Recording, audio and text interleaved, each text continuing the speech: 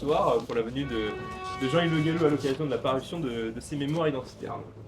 Avant toute chose et en bonne et due forme, bien que vous connaissez tous Monsieur Le Gallou, je pense que je vais revenir très rapidement sur votre parcours, Monsieur Le Gallou, et vous me corrigerez si j'ai pu faire quelques erreurs dans les informations que j'ai notées. Donc, vous êtes né en 1948, vous êtes diplômé de Sciences Po Paris et de l'ENA. Sur le plan de la politique électorale, votre engagement débute en 1980 au sein de l'Union pour la démocratie. Vous rejoignez ensuite le Front National en 1985, où vous êtes élu député européen en 1994. En 1998, vous participez donc à la création du MNR avec M. Maigret.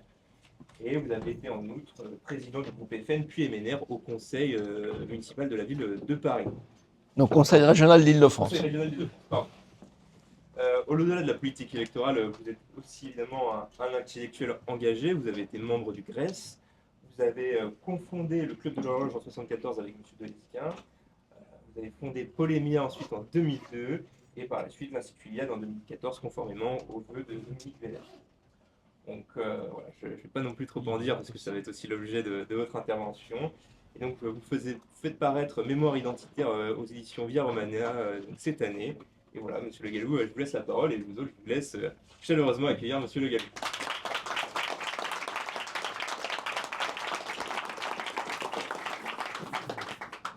Bien, merci de votre accueil.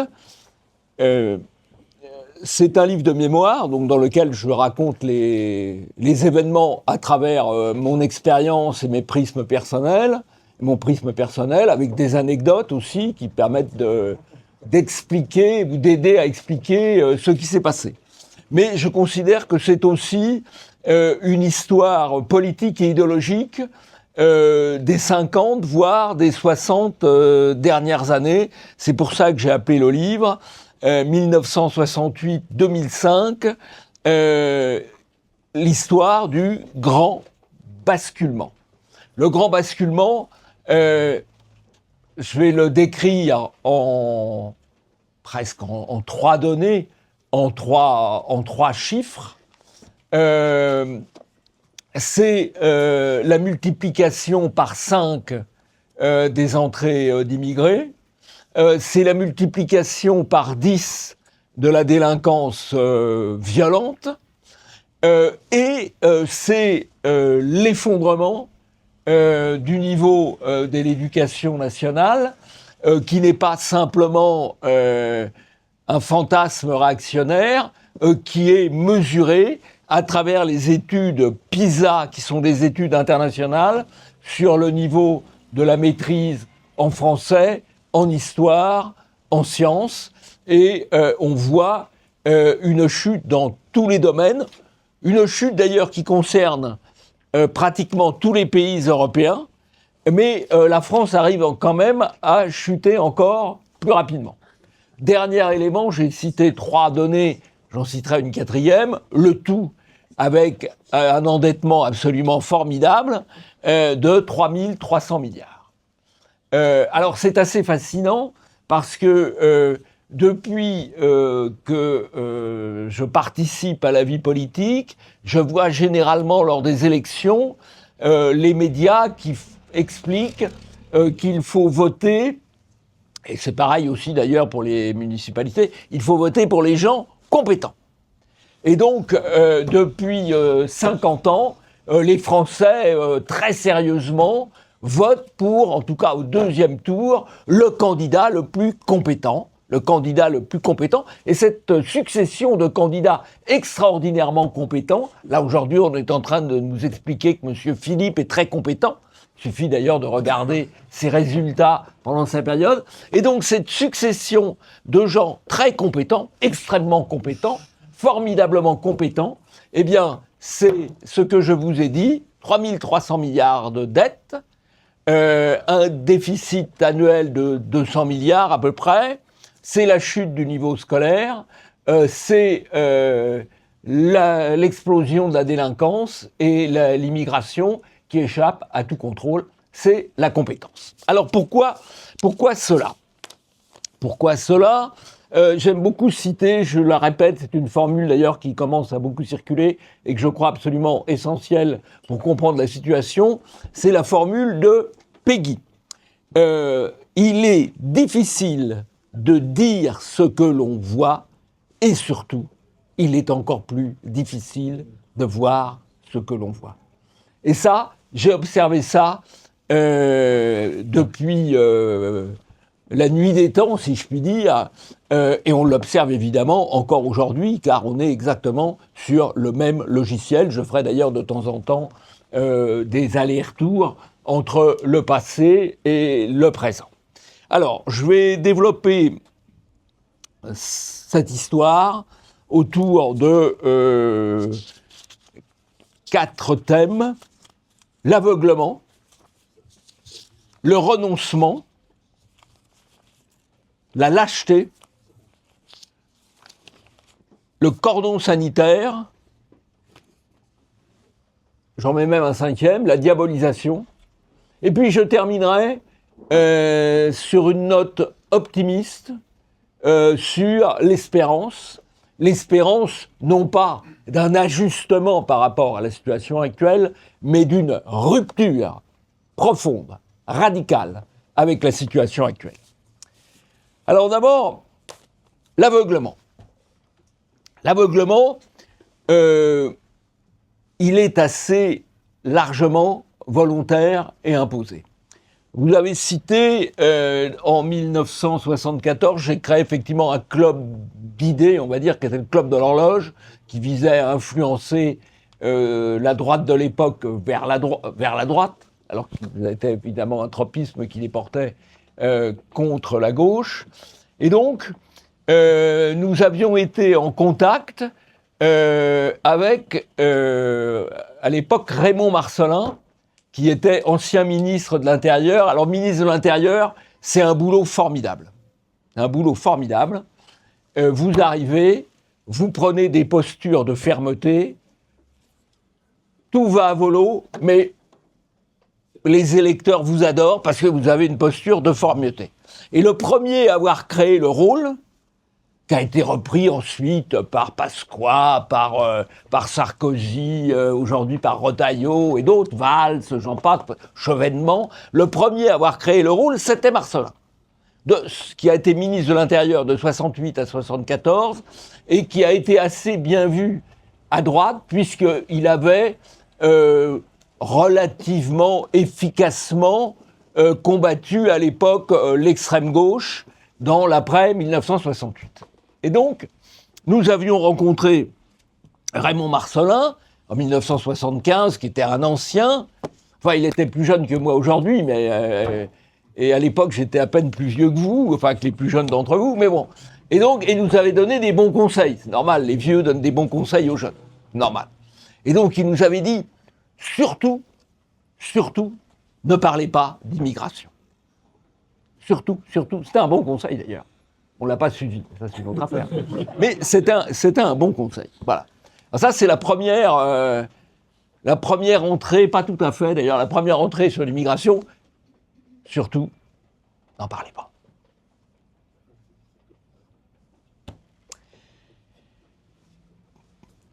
Ma deuxième expérience sur l'immigration, si je puis dire, c'est à l'époque où j'étais jeune fonctionnaire à l'inspection générale de l'administration du ministère de l'Intérieur.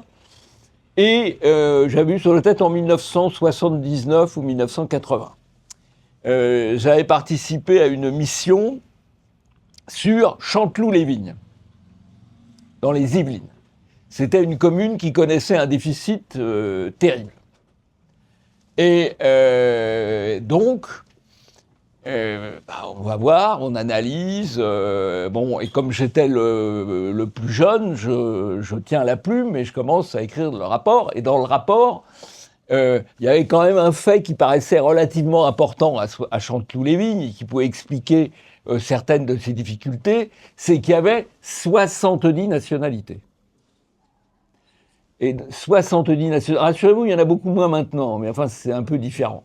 70 nationalités. Et donc, ça me paraissait un élément relativement important dans l'explication des difficultés économiques et sociologiques de Chanteloup-Lévy. Mais à chaque fois que le projet de rapport passait en relecture, les plus vieux rabotaient cet aspect-là, parce que quand même, c'était pas très bien de dire cela. Et finalement, dans la note au ministre, il ne restait pratiquement plus rien. La réalité avait été occultée. Et c'est assez classique dans les rapports administratifs, mais aussi, je pense, dans les entreprises. On occulte la réalité. Nouvelle expérience sur l'immigration. Mais je ne parlerai pas d'immigration, je parlerai aussi d'autres sujets. Mais enfin, l'immigration est le sujet central aujourd'hui en termes de sécurité, d'identité et même de budget. Et donc, autre expérience, en 1984, toujours en n'ayant pas écouté les bons conseils de M. Marcelin, en 1985, je publie un livre chez Albin Michel, La préférence nationale, réponse à l'immigration. Et à l'époque, à la suite de la publication de ce livre, je rencontre Alain Peyrefitte, qui est un peu un monument. C'est un ancien ministre du général de Gaulle, ministre de la Recherche, ministre de l'Éducation. C'est le mémorialiste du général de Gaulle. Il a écrit De Gaulle m'a dit, il a écrit cela. Il est académicien français. Il est président du comité éditorial du Figaro. C'est un monument. Il me reçoit longuement, il m'écoute. Je lui explique la manière dont j'analyse l'immigration, je lui explique ce qui me paraît nécessaire de faire, et il me dit à chaque fois, il reprend, il argumente, et il finit par il reprend, il dit oui, c'est ça qu'il faudrait faire. Et à la fin, il me dit, oui, vous avez raison, c'est cela qu'il faudrait faire, et que nous ne ferons pas. Que nous ne ferons pas, mais il est lucide, attention, il est lucide, il va faire partie, il est député RPR, il va être élu député RPR à Provins en 1986, et il sait que ses amis ne le feront pas, et il me dit, nous ne pourrons pas le faire, les médias protesteraient, les centristes ne seraient pas d'accord, c'est ce qu'il faudrait faire, et que nous ne ferons pas. C'est pas de l'aveuglement, là, en l'occurrence. C'est de la lucidité quant à l'impuissance du système. Il a le mérite de voir les choses. Il n'est plus en mesure, d'ailleurs, de les bouleverser. Il est à la fin de sa carrière politique. C'est pas lui qui est à la manœuvre. Je dirais d'ailleurs à sa décharge que c'est le dernier ministre de la Justice qui a fait une loi sécuritaire, qui était la loi sécurité-liberté, la dernière loi votée à la fin de 1980, sous la présidence de Giscard d'Estaing, loi qui a été complètement balayée, et bien au-delà, par François Mitterrand et Robert Badinter. Je continue sur l'immigration. Au Conseil régional d'Île-de-France, où je siège pendant 18 ans, et de 92 à 2004, il y a les écologistes. Et donc, les écologistes, assez naturellement, sont plutôt contre le béton et contre les constructions.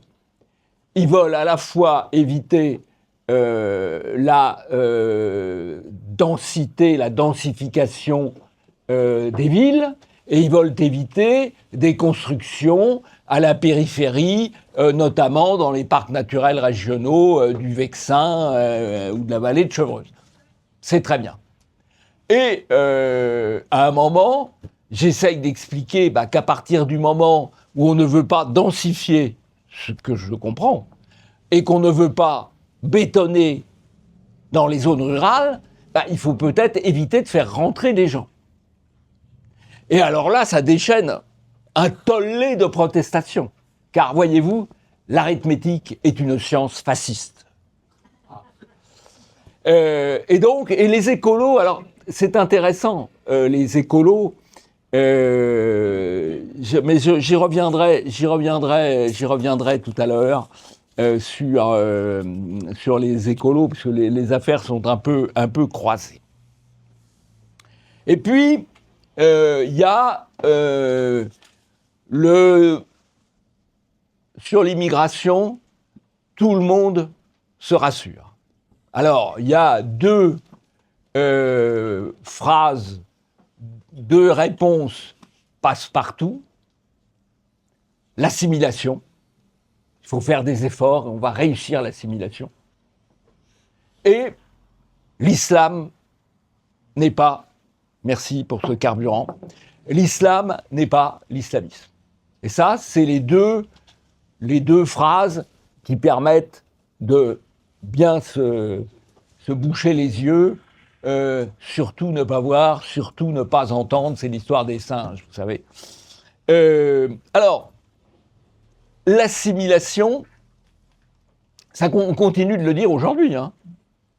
Alors simplement, il faudrait qu'on m'explique comment ça n'a pas marché quand il rentrait. Pas marché globalement. Ça ne veut pas dire qu'il n'y ait pas des individus qui puissent s'assimiler. Mais globalement, ça ne marche pas. Comment, si ça ne marchait pas avec 100 000 personnes par an, comment ça marcherait avec 500 000 qui viennent ensuite de coins du monde de plus en plus éloignés de nos mœurs, de nos mentalités. Et donc, comment ça pourrait marcher ? Mais c'est toujours le discours. Et c'est un discours de culpabilisation. Parce que si l'assimilation ne marche pas, c'est de notre faute, ou de votre faute.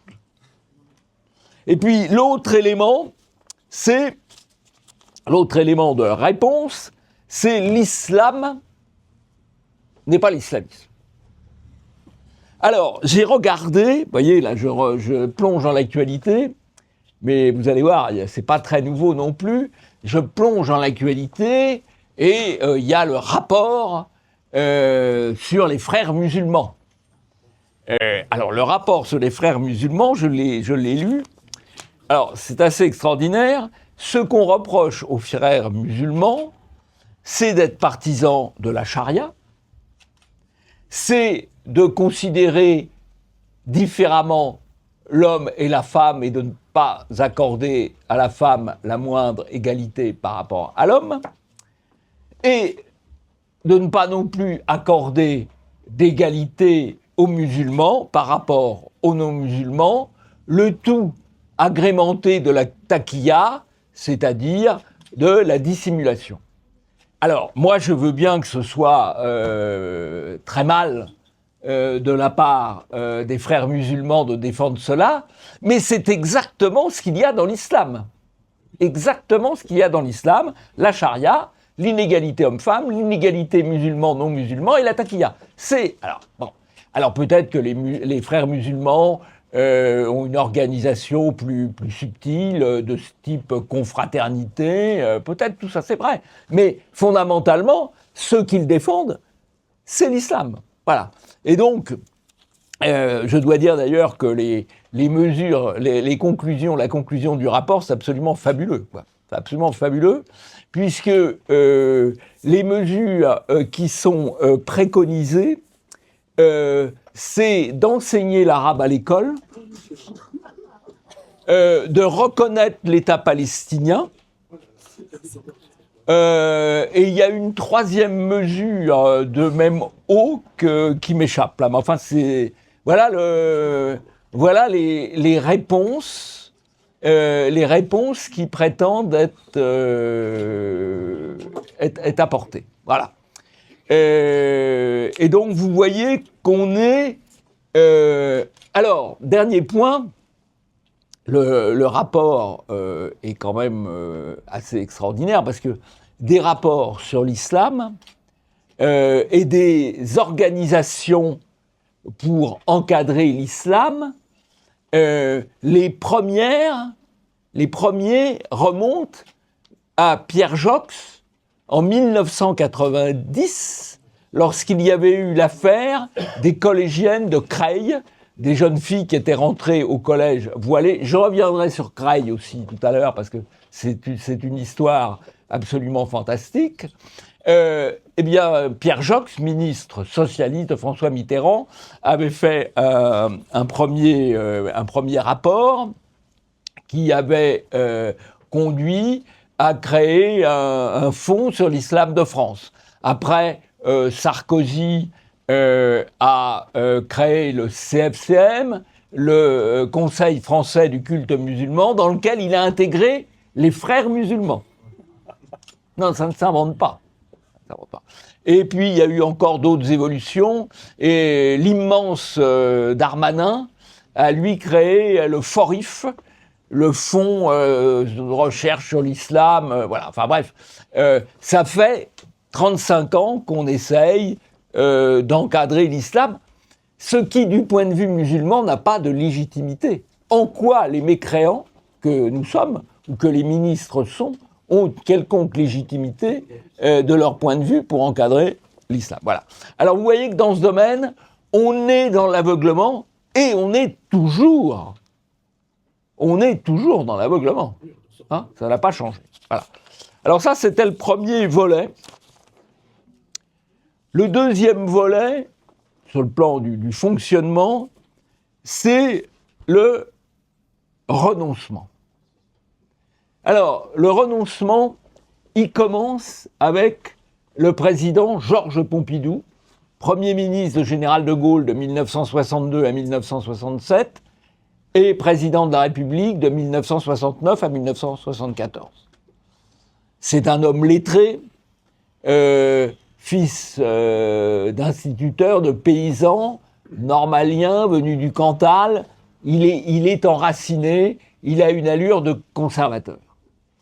Dans les faits, il va être l'homme du renoncement, même si ce n'est pas complètement compris à l'époque. Il va être l'homme du renoncement. D'abord, c'est lui qui est Premier ministre en 1968 et qui, lors des émeutes de mai 1968, et alors qu'il a fait évacuer, que le préfet de police a fait évacuer la Sorbonne, il rouvre la Sorbonne, qui est réoccupée par les étudiants. Et symboliquement, c'est la première étape d'une démarche qu'on va retrouver tout le temps depuis. Il y a une règle de ces 50 dernières années. Toute manifestation de gauche soutenue par les médias finit par obtenir satisfaction. Toute manifestation de droite condamnée par les médias finit par subir la répression. Et vous regardez sur la répression récente, j'allais dire les gueux, les gilets jaunes, et avant la manif pour tous, répression très brutale pour les gilets jaunes, moins brutale pour la manif pour tous, et au final, on fait tout passer. Oui, vous n'êtes pas éborgnés. Il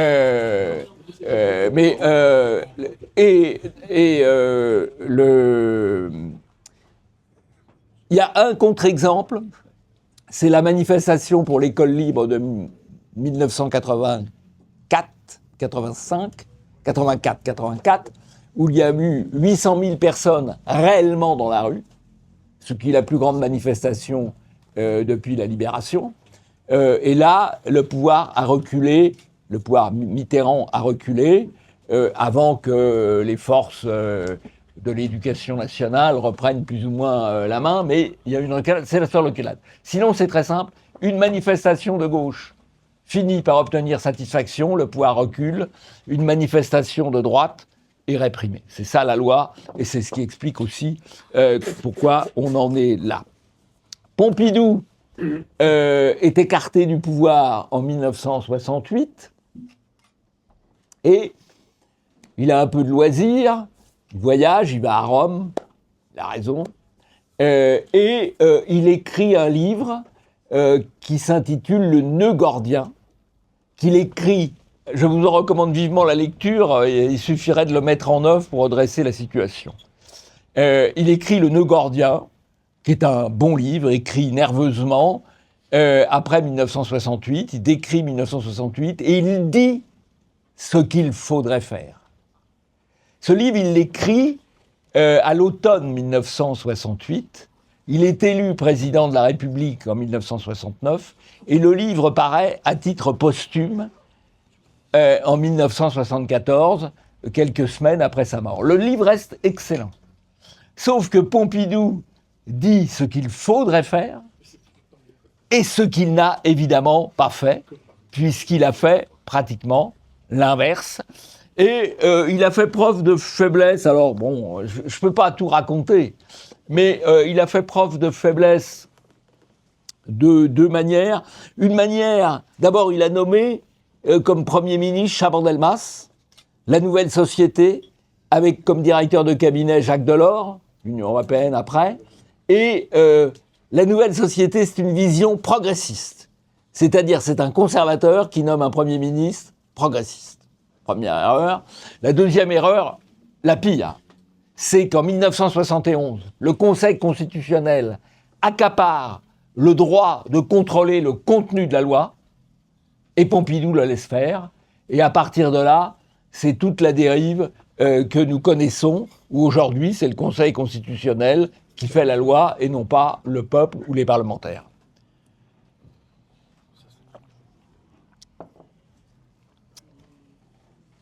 Dans cet abandon, dans ce renoncement devant le pouvoir judiciaire, il faut aussi citer 1900, là c'est plus Pompidou qui est président, c'est Giscard, 1978, lorsque le Conseil d'État décide de casser le règlement pris par le ministre de l'Intérieur et le Premier ministre Barre, le ministre de l'Intérieur Bonnet, qui visait à arrêter le regroupement familial. Puisque vous savez, le regroupement familial, ça se fait en deux temps. En 1975, Chirac, Premier ministre, le crée, et en 1978, Barre étant Premier ministre, Bonnet étant ministre de l'Intérieur, et Giscard étant toujours président, il y a un décret qui interrompt le regroupement familial. Le décret est contesté par les associations immigrationnistes et le Conseil d'État casse ce décret. Giscard a hésité à contourner cette décision par la loi. Il y a renoncé, je pense malheureusement à juste titre parce que le Conseil constitutionnel l'aurait désavoué, mais Giscard en a eu le regret tout le restant de sa vie. Et il l'a dit d'ailleurs. Voilà. Mais c'est aussi un renoncement. Je continue avec les renoncements. En 1986, la majorité RPR-UDF emporte le pouvoir et on a un gouvernement de cohabitation avec Chirac comme Premier ministre, Pasqua comme ministre de l'Intérieur, et un programme qui est plutôt un programme assez à droite en matière d'économie, à droite sur l'éducation, à droite sur l'immigration et le code de la nationalité. Et Chirac dépose un projet de loi de réforme des universités, le projet de loi Devaquet, qui vise à rétablir une certaine sélection à l'université, et il dépose un projet de loi de réforme du code de la nationalité, le projet de loi Chalandon, qui est imparfait, mais qui va quand même clairement dans le bon sens, et qui rétablit, qui supprime pour partie, pas complètement, le droit du sol au profit du droit du sang, du droit de l'affiliation. Donc deux projets de loi qui vont dans le bon sens, mais Chirac, il n'a pas eu le bon calendrier. Chirac est arrivé Premier ministre en mars et il a eu deux priorités. Sa priorité à lui électorale, rétablir le scrutin majoritaire pour défendre ses intérêts électoraux.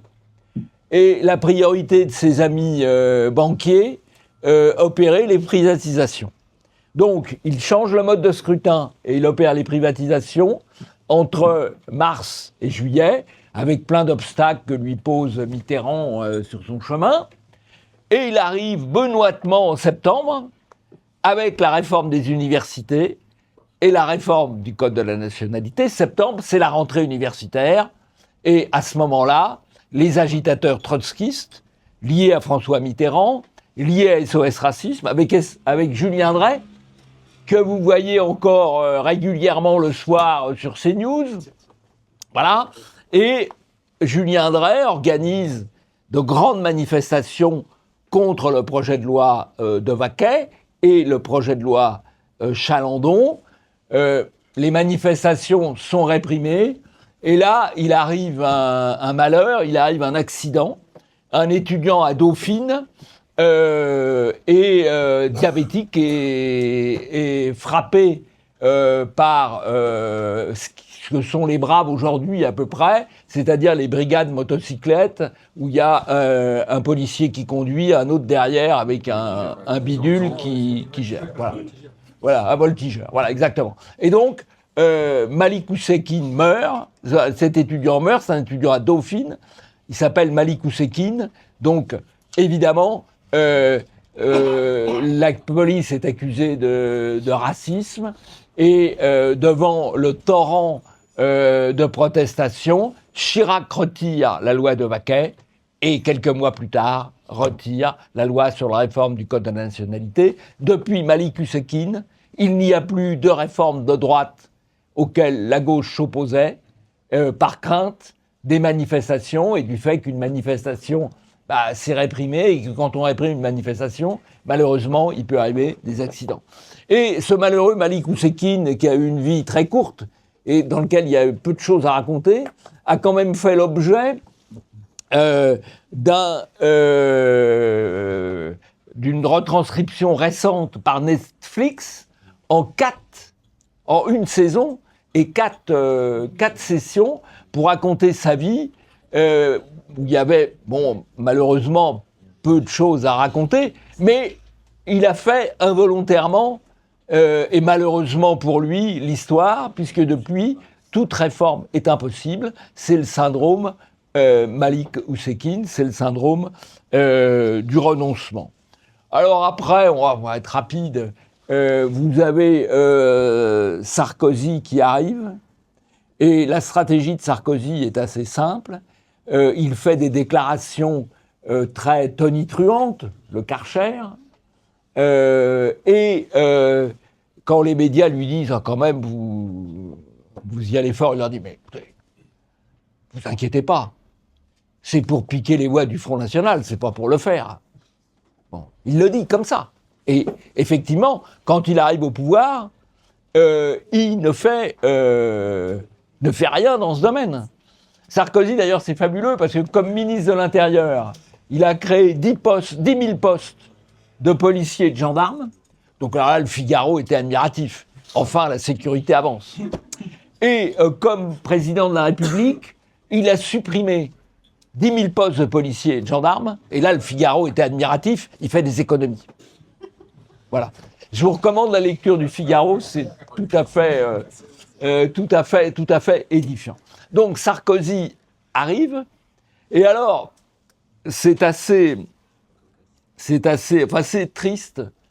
Il a comme conseiller immigration un homme qui s'appelle Maxime Tandonnet, qui pense plutôt bien sur l'immigration, qui a écrit d'assez bons livres sur le sujet, qui est conseiller immigration à l'Élysée, qui a raconté son expérience dans un livre où il explique qu'il ne pouvait rien faire.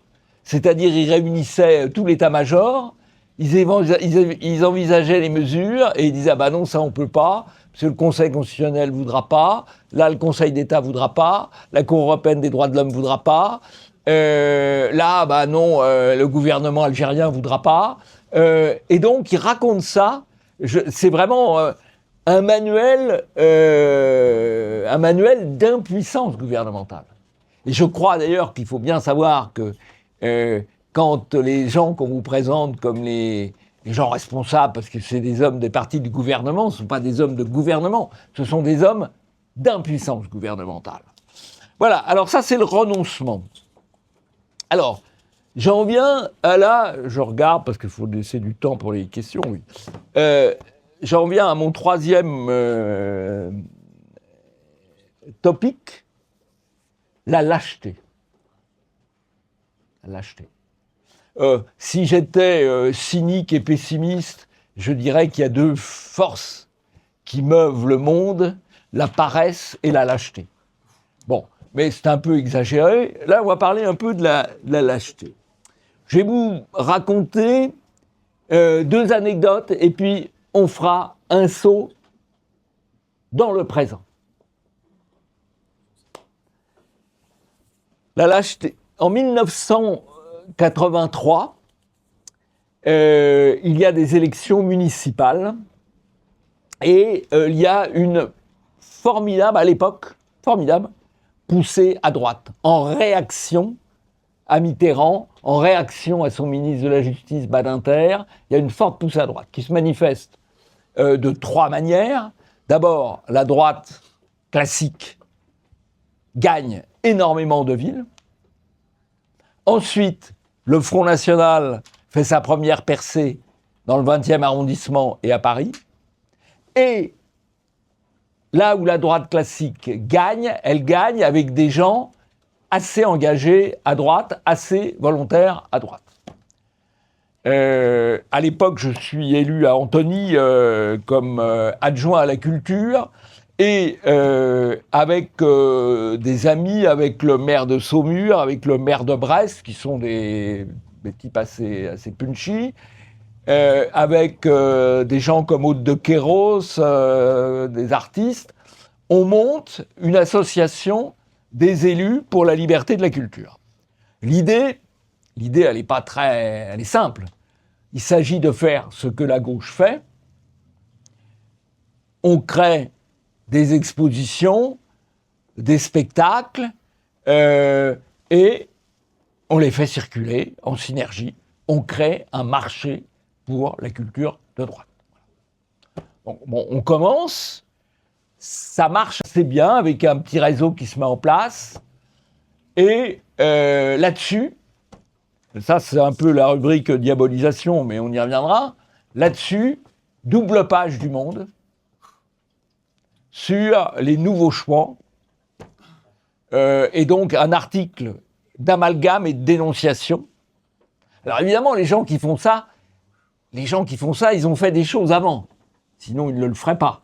Et donc on les picore, on fait de l'amalgame, l'article de 2 pages dans Le Monde, évidemment panique à l'état-major du RPR, et l'état-major du RPR débranche le dispositif, en appelant ses responsables communaux, en appelant ses responsables de fédération, avec un argument très simple, si tu veux une investiture, t'arrêtes, tac. Et le truc est débranché. Voilà. Il y a 40 ans.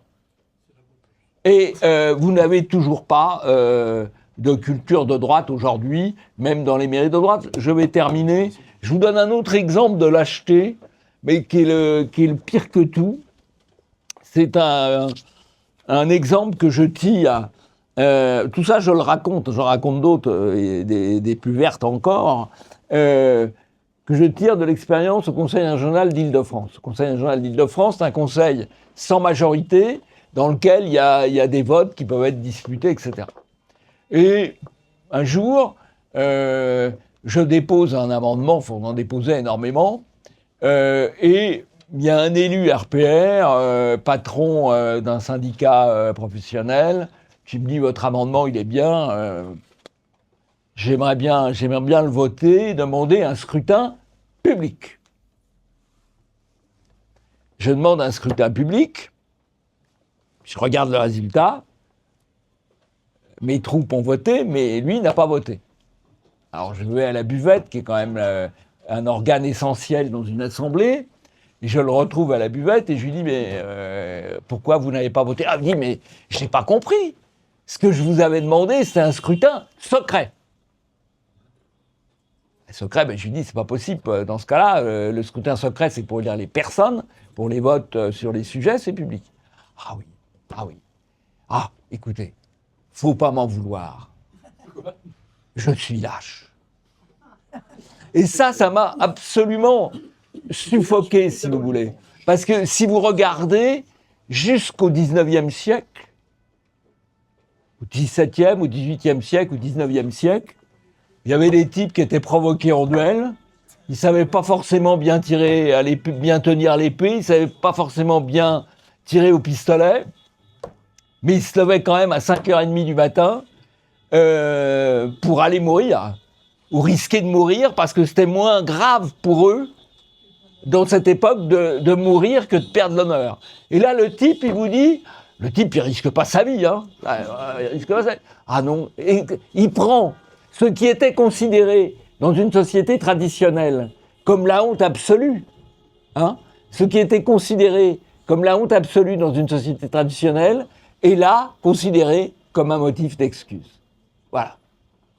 Bon, alors, je vous ai toujours dit qu'on passe toujours vers l'actualité. Ben, l'actualité culturelle, vous n'en avez peut-être pas entendu parler, mais il y a un groupe de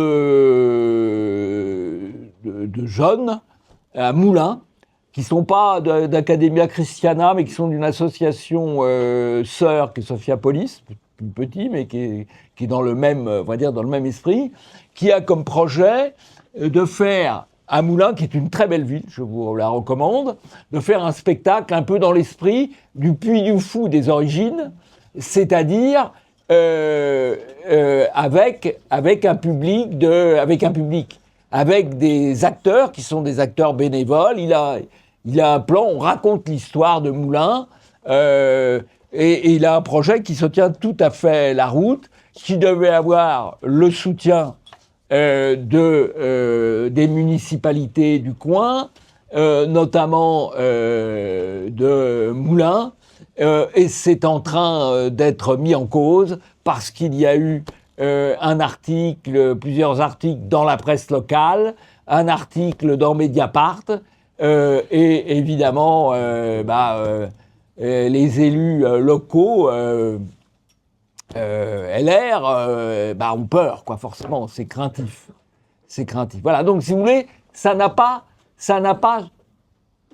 vraiment changé, c'est les mêmes mécanismes. Alors, j'en viens à ce qui est l'explication majeure de la situation actuelle sur le plan politique. L'explication majeure, c'est le cordon sanitaire. Le cordon sanitaire qui fait qu'il y a les voix qui comptent et les voix qui ne comptent pas. Et le cordon sanitaire, il est dressé en France en 1985, quand Chirac s'engage à ne pas prendre en compte les voix du Front National. Alors, le cordon sanitaire, ça va être un peu compliqué, parce que ça va s'appliquer plus ou moins bien dans les régions où c'est moins visible, où il y a des scrutins proportionnels, etc. Mais le cordon sanitaire, c'est ça. Il y a des voix qu'on ne prend pas en compte. Alors, c'est pas d'ailleurs spécifiquement français.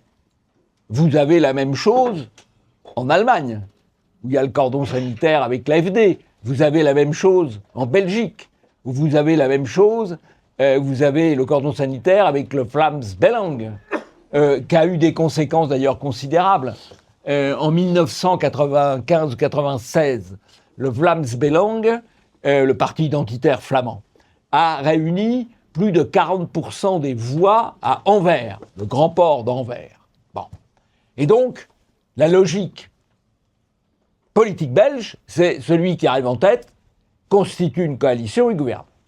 Eh bien là, tous les autres se sont mis en coalition contre le Vlaams-Belang, y compris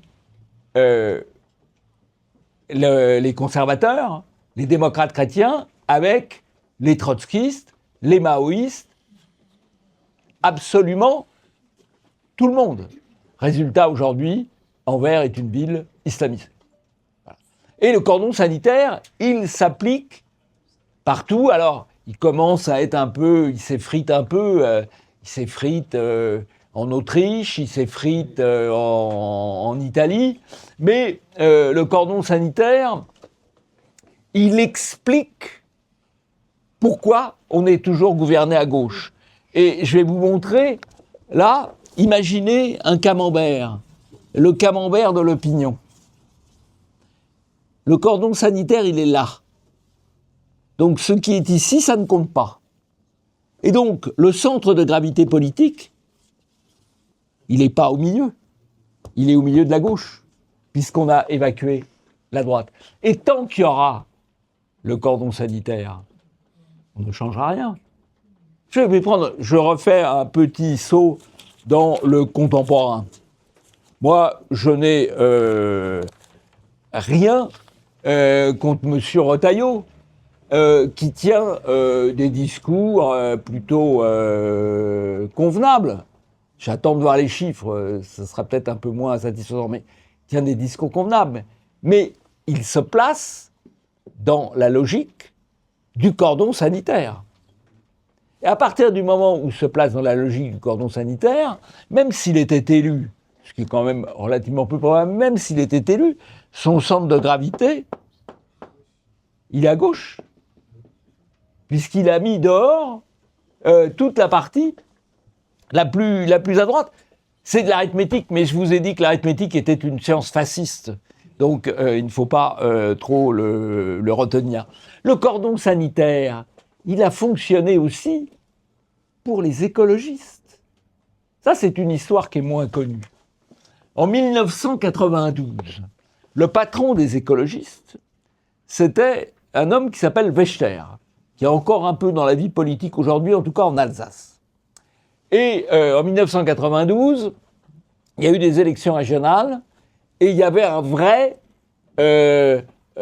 danger, entre guillemets, d'extrême droite, suivez mon regard, et donc on voulait demander, les médias demandaient à tous les candidats de s'engager à ne pas gouverner avec l'extrême droite, avec des guillemets, et de soutenir toute autre majorité. Et on a demandé ça à Wächter, qui était un vrai écologiste attaché à l'environnement, voilà, bon. Et donc Wächter a dit non, l'écologie n'est pas à marier, l'écologie n'est pas à vendre, nous nous prononcerons en fonction des programmes des uns et des autres, et nous ne soutiendrons pas des majorités si elles ne nous satisfont pas du point de vue écologique. Et on a dit à ce moment-là, Wächter a fait l'objet d'une campagne de dénigrement, de diabolisation, et on a constitué, les médias ont constitué une liste concurrente qui s'est appelée Génération Écologie, dirigée par Brice Lalonde, qui était le cousin d'un démocrate américain candidat à la présidence de la République, l'aile gauche du Parti démocrate. Et Wächter a été marginalisé à cette occasion. Et ayant perdu cette bataille électorale, il a ensuite perdu la bataille à l'intérieur du parti. Et les écologistes ont été remplacés par les écologistes gauchistes en 1992 à cause du cordon sanitaire et de l'exploitation du cordon sanitaire par les médias. Alors tout ça, ce cordon sanitaire, ce renoncement, cette lâcheté, tout ça s'explique par la peur de la diabolisation. Si vous ne vous soumettez pas à la doxa, eh bien, on va vous diaboliser.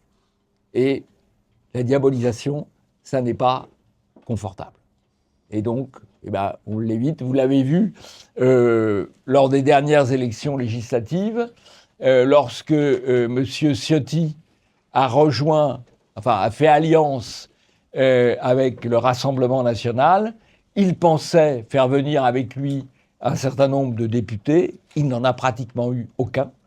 Et les députés qu'il a fait élire venaient d'ailleurs. Mais aucun député sortant, à part une ou deux personnes, Mme Barrès, je crois, ne l'a suivi parce qu'ils avaient peur de la diabolisation. Et M. Marlex ou M. Vauquier, qui auraient pu être réélus avec les voix du Rassemblement national en alliance, ont préféré être élus avec les voix de la gauche et même de M. Mélenchon parce que c'était plus confortable. Voilà. Et donc, on n'est pas tout à fait sorti de l'auberge. Voilà. Mais, je pense que nous approchons du contre-basculement. Nous approchons du contre-basculement parce que le RL est en train de rattraper tout le monde au grand galop. Le réel, c'est-à-dire la dissémination des problèmes dans tout l'espace français. Le réel, c'est la prise de conscience des périphéries par rapport à la dictature des centres-villes. L'affaire des zones d'exclusion est intéressante. Les gueux se révoltent quand même. Et donc, le réel revient. Il y a une prise de conscience, et il y a notamment une prise de conscience dans la jeune génération. Je la verrai d'ailleurs de deux manières.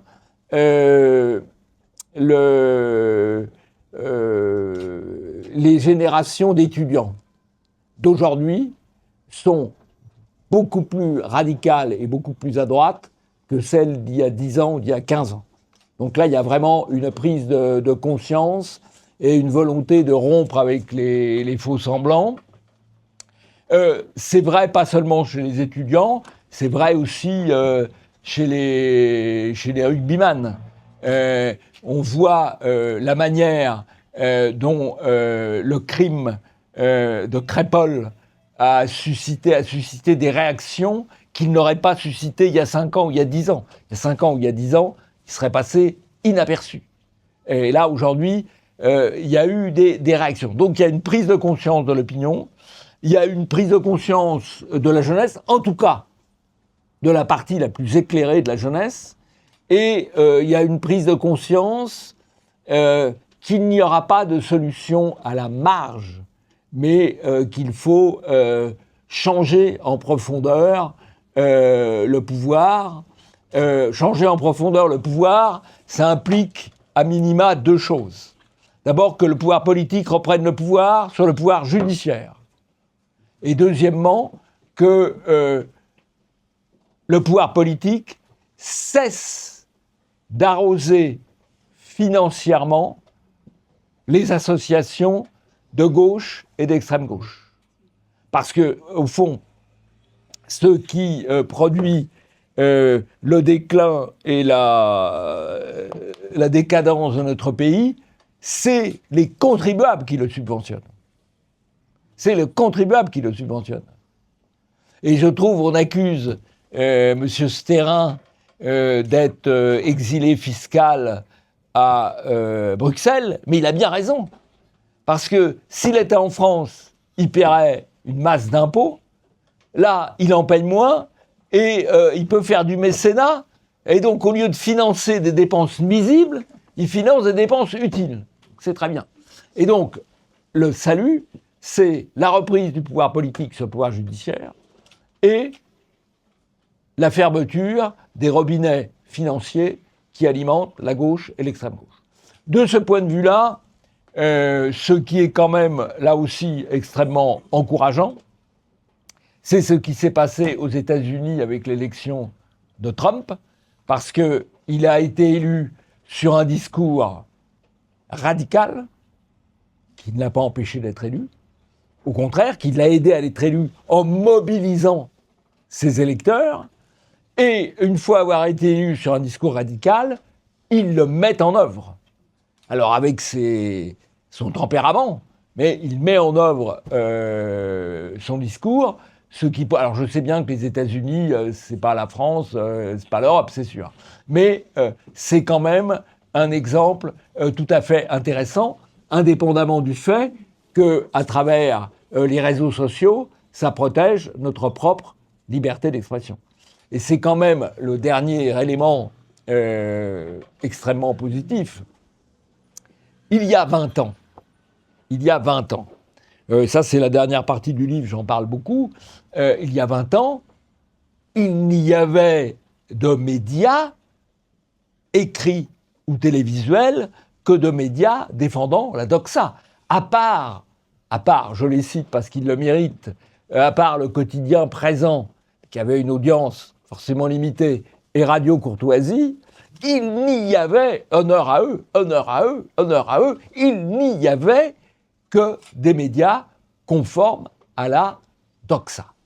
Et aujourd'hui, eh bien, le paysage a changé. Il y a eu Internet qui a commencé à changer les choses. Il y a les médias alternatifs qui se multiplient. Je commence à trouver ça fatigant parce que je suis souvent invité au matinal le matin. Évidemment, le matinal, c'est le matin. Mais il y en a beaucoup maintenant et ça se développe. Il y a Frontières, il y a Tocsin, il y a Ligne Droite, il y en a plein d'autres, quoi. Voilà. Donc oui, mais TVL, c'est pas le matin, c'est l'avantage. Mais voilà, il y a TVL, bien sûr, qui est le premier média alternatif. Voilà, bon. Et donc, il y a les médias alternatifs, il y a les réseaux sociaux, il y a les médias de transition, type Europe 1, type CNews. Qu'est-ce qu'un média de transition ? C'est un média qui est la propriété d'un capitaliste et qui se finance avec la publicité. Donc c'est un média en quelque sorte classique, mais qui laisse une large part aux opinions dissidentes. Et ça finit par contaminer les autres, par jeu de la concurrence. Vous voyez, par exemple, BFM TV avait cherché à débaucher Sonia Mabrouk parce qu'il voulait capter un public qui leur échappe. Et donc, il y a quand même, quand vous voyez la prise de conscience de la jeunesse, la prise de conscience de la nécessité d'une certaine radicalité et l'expression par des médias infiniment plus pluralistes qu'ils ne l'étaient il y a 20 ans, même si les médias dominants restent dominants, il y a maintenant la possibilité d'avoir un accès, et c'est en croissance rapide. Donc, si vous voulez, il faut voir la vitesse. Alors, quand je dis que c'est en croissance rapide, évidemment, c'est aussi une course de vitesse. Parce que s'il y a une croissance rapide des forces de redressement, s'il y a une croissance rapide de la prise de conscience, la démographie, elle joue aussi fortement contre nous, avec 500 000 entrées par an d'étrangers et 40% de naissances non européennes. Donc c'est une course de vitesse entre la prise de conscience et la démographie, mais la bataille est à livrer en évitant de tomber dans tous les pièges et les faux semblants. La capacité du système à lancer des leurres est quand même assez remarquable. Et donc, il faut rester vigilant. Et au fond, j'espère que ce livre peut contribuer à être vigilant parce qu'il raconte quand même beaucoup des choses trappes, beaucoup des illusions dont il faut se départir. Et il faut livrer la bataille, au fond, autour de la défense de notre identité ethnique, de notre identité culturelle, de notre identité religieuse, de notre identité civilisationnelle.